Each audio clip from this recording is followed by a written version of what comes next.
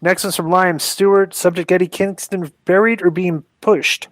I have a very marquee question that Disco will bury, but I really want to know, is Eddie Kingston being pushed or buried in AEW? The reason I ask is because since joining AEW, Kingston lost to Cody Rhodes, lost to Moxley on free TV, formed a faction which went nowhere immediately, and this last night lost to Moxley again on pay-per-view. At the same time, Kingston gets a lot of TV time. So as a mark, I would like to know, does this still count as a push or is he being buried? That's a lot of high-profile losses back-to-back in such a short run. And Konnan, if you had the book of AEW, how would you book Kingston into the main event scene? Number one, he's in the main event scene and the main event of the pay-per-view, so he's not getting buried. No. Okay. Number two, this shows you one of the problems with this company is that they just like he said, he's lost to Cody Rhodes, he's lost to Jon Moxley twice, and that's basically his matches. He's had a couple squash matches, like enhancement matches. That's all he's done, right? Yeah. I don't know. There's a part of me that looks at this like I think that, since that story that he's been in the Indies 18 years and all the fans wanted him to be in AEW and he finally got his chance. Let me find your tweet here to show how. Okay, but let me just finish this. Okay. And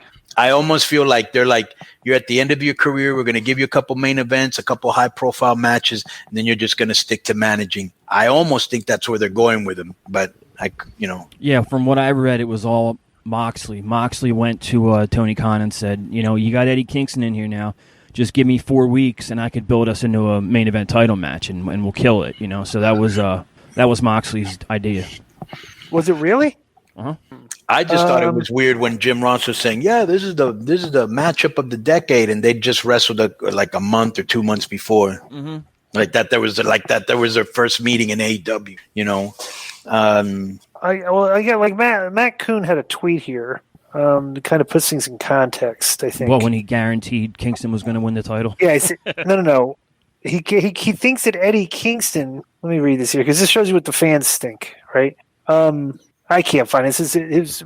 Basically, he thinks Eddie Kingston is the next like Stone Cold type character that can bring in outside fans, and I would vehemently disagree with that. Yeah. So, no disrespect to Eddie Kingston, but you're not drawing. Like I said. You got a great mouthpiece. You need to work on the aesthetics of professional wrestling and work on your look. Because if he looked better and was more muscular and his chest was out in front of his stomach and he's talking mad shit and look like a tough guy, you know what I'm saying? It's like, I'm not buying what he's selling when he looks like that. You know what I'm saying? I'll say this, though. The ending of their pay-per-view match has, like I found myself thinking about it a couple of times since the show, which doesn't happen that often. You just watch something, you forget it right away. But I don't know. It left an impression on me. So what? The ending of the match where he choked him out with the barbed wire and the way Eddie was selling, and then he was almost like crying because he didn't want to give up his title shot. But if he doesn't quit... Bro, he cries almost every week now. Eddie Kingston? Yeah, remember when he lost the first time and he did that promo where he was almost crying? And then now I saw one, it wasn't on the show, but it was on BTE or BET, whatever, where he's crying in the locker room. Okay. And I'm like, you're supposed to be a heel. Why are you crying? So he's like Dreamer. Dreamer cries all the time, You're muted. Oh, yeah, you're muted, D.I.